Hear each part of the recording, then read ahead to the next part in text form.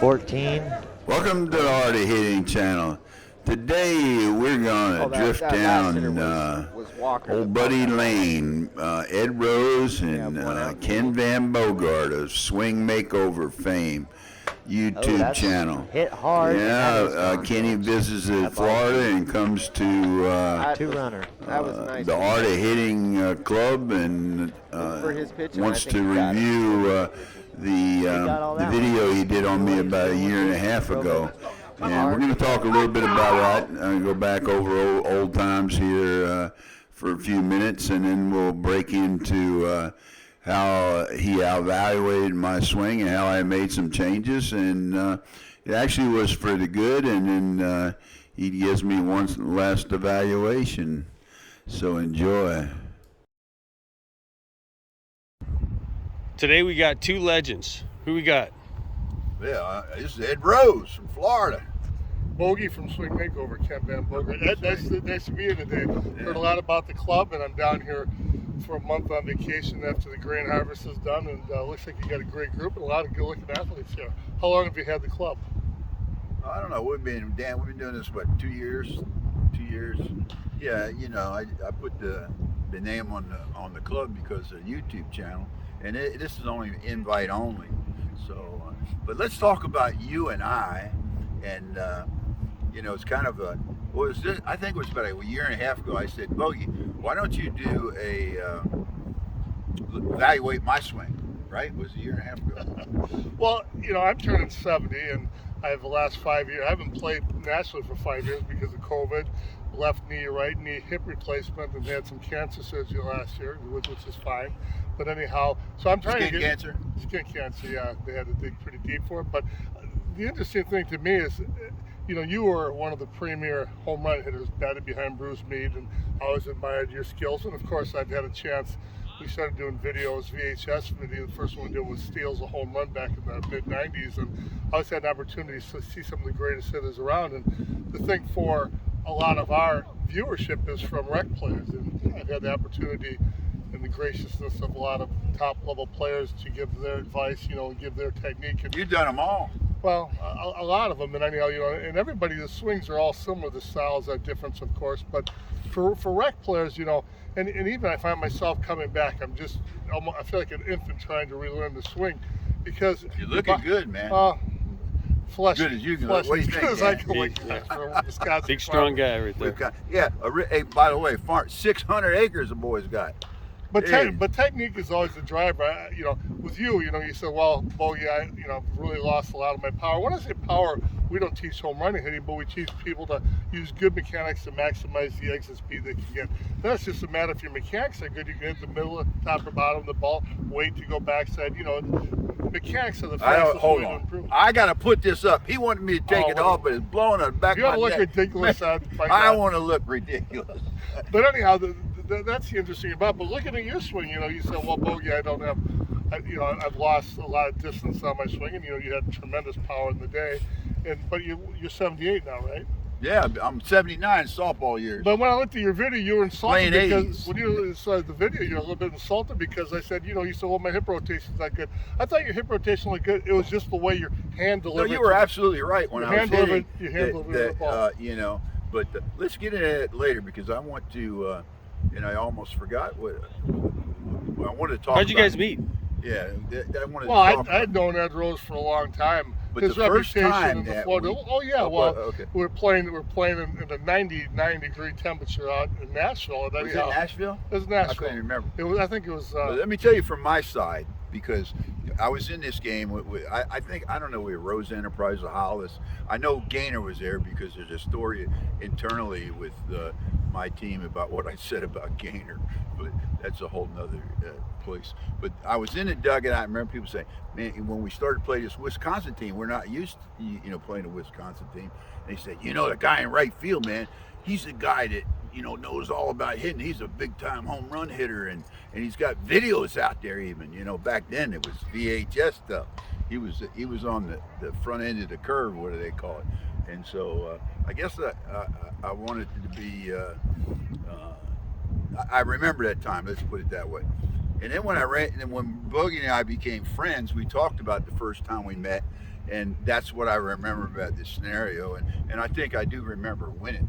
Well, you had a great team. You had Bruce Fairchild. You had a lot of, Oh, yeah, lot of the Bruce great was players there, are still Mike, there. yeah. You know, guys that like Davey Reed was playing.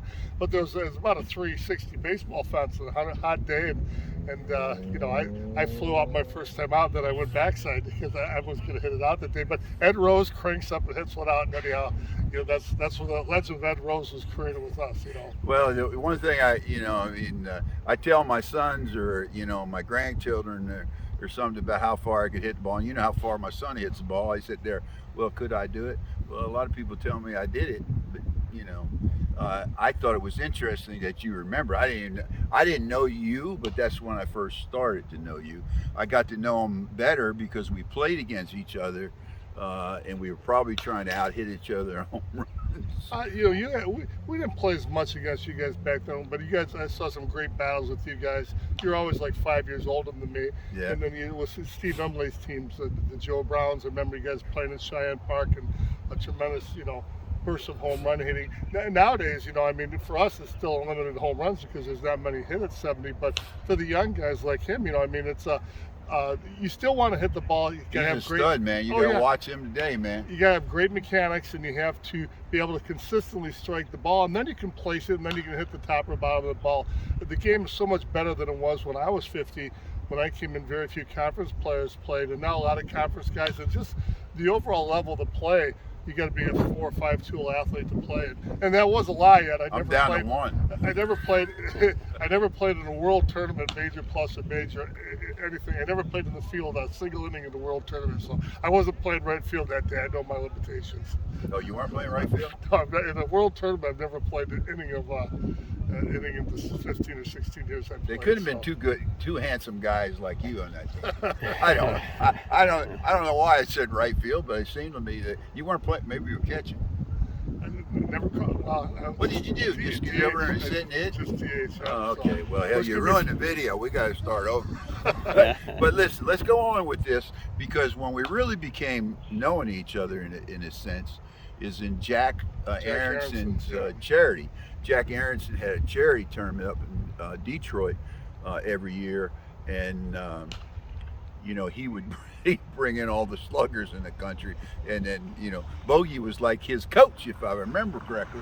You coached him. Well, Waldeck said he was uncoachable. Well, Jack was one of the finest men I've ever met. Just absolutely awesome, and we miss him dearly. But pitchers were afraid of him. He had hard line drives up the middle, but he's a huge guy. Oh yeah, and anyhow, he always wanted. The problem is you got guys like Paul Stanley and Reedus and we had all the big home run hitters. So Jack his swing angle was down, and he had a lot of cut line drives, and pitchers feared him more than anyone because they didn't want to play in the middle when he was there. But just a tremendous team, and that was a great group, and I miss the days when he did that, and of course his charity lives on. But you guys did a lot of great things. You went to the Dominican Republic. You ended up adopting a couple boys there, and you guys had some great goodwill trips over there. I mean, it was a very interesting way for me to get attuned to a lot more senior softball than I saw nationally. Like when I'm down here now in Florida, I'm still working full time at Grain Farm, but we do lessons in Florida, and my son and I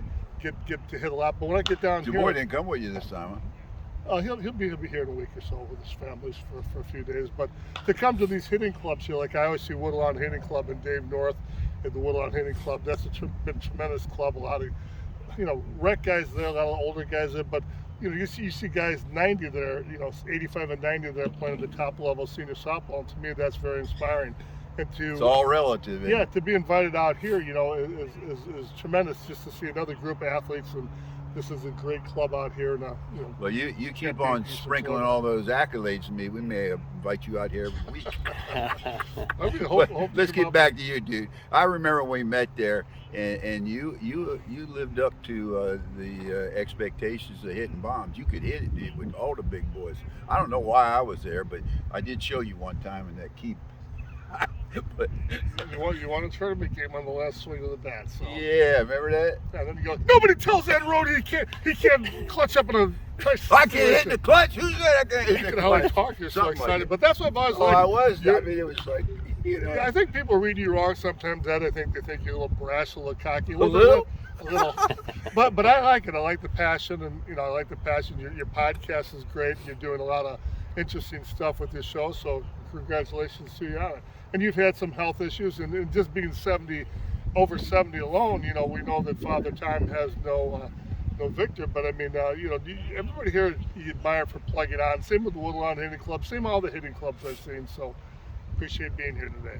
Well, we're glad you're here, and maybe you'll do a little video on some of these guys. We got some really Send good that telegraph home to Mom, huh?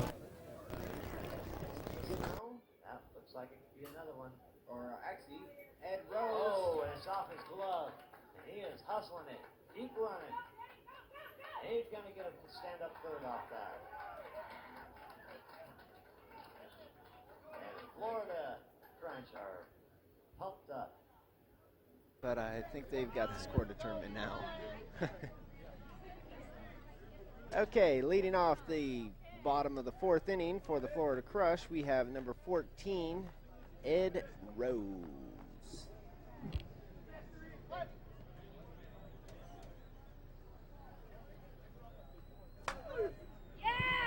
And that ball's smacked into center field. He's going for two, and there's the throw, not in time. Baseball great Ted Williams always said the tool in an athlete's hand is the last thing to leave. And I'm always amazed as I reach 69 of how much power is still attainable by seniors. Ed Rose here has been a premier player for 57 years and maybe won more world titles than anyone else at the major plus level. He's now 77, along with my buddy Steve Imlay, who's 74. We're working on what we can do to see about getting maybe 5 to 10 more mile-an-hour exit speed, maybe more home runs, and basically, for most people, hitting balls over the heads of the outfielders that cheating in on them. Now, here's a shot of Ed recently, and I can see, watching the point of impact, his bat doesn't power through. It hits and dives down. Not enough rotation, not enough arms following the rotation, and then not enough powering through the ball to snap. Now, here's Steve Imlay. Watch how he snaps through and keeps on the same plane. The plane that you approach the ball with on the bat head, you should power through. You see how he hits, bangs down. He loses power, he's leaving something on the table. Emily's powers through, and he's getting the maximum amount of power off the rotation. Both swings are very similar. Both guys are the similar age and similar size. There you can see Ed's lack of extension, lack of driving through, just something that's come up maybe by doing a lot of base hitting. Look at Emily's extension of the arms, following the rotation and snapping through.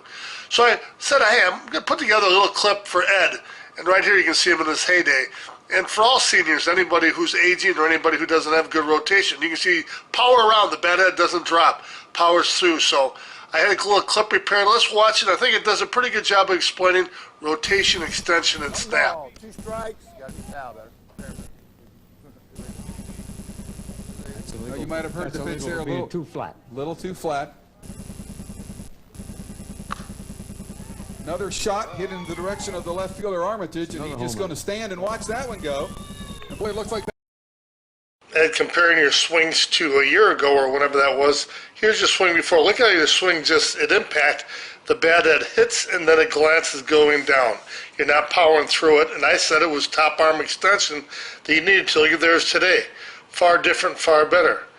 Watch here. Watch the top, watch the bat head. Doesn't drop down, it goes right through the ball and continues around. A little bit early on that pitch, but watch this right here.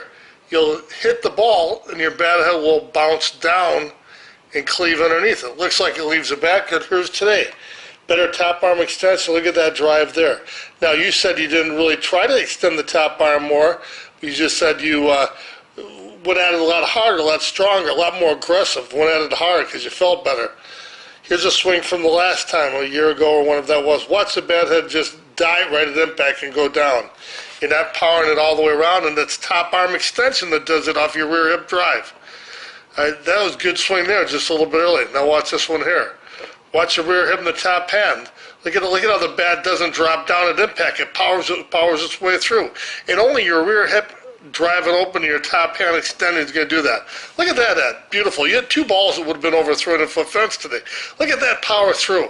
Amazing. Look at that. Top arm extension. Throwing the top arm. Your hips throw the hands, but you're throwing the top arm palm up. And that's throwing the bat head through stronger from the backside. Look at that. Absolutely amazing. Some of his videos are great. Look at that swing there. Compared to before, look at that. The only way your bat head will stay up like that is the top arm extending. Is the hip snap open, the top arm is throwing open and throwing the bat head through the ball. Hips are going, look at the top arm extension. Keeps the bat head from dropping, keeps the net from going up. Here's a year ago. Watch how funny the wrist look. It's like they dive straight down like a dive bomber at a 45-degree angle. Watch today. They hit the ball and they continue through on the same path. Boom, they're blasting right through. All the difference of being more aggressive for you and top arm extension, or throwing the top hand through the ball.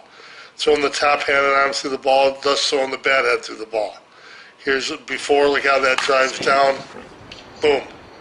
Great job, Ed. You really cranked it up, and better hip drive, better hip rotation, and better top arm extension. Awesome, man.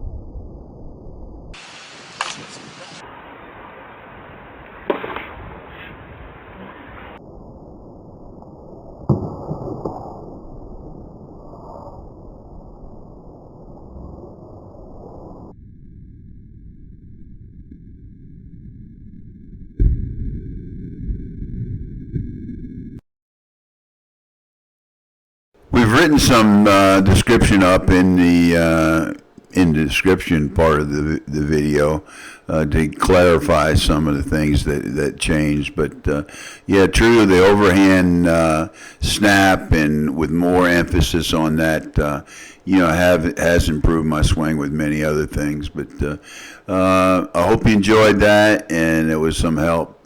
Please hit subscribe.